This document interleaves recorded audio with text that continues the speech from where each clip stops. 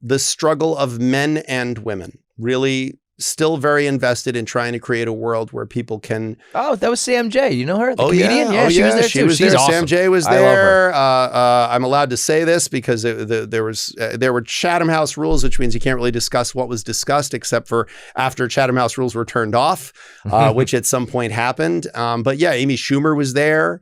There was just a bunch of people. I was sitting next to Emmy Rossum. It was a really amazing group of primarily women.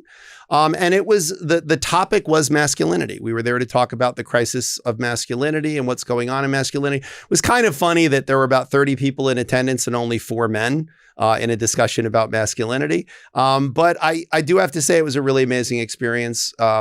Everyone had a lot to say. I had to make a point of holding my tongue for the first probably hour and a half. Oh, that's the longest I think you've ever gone.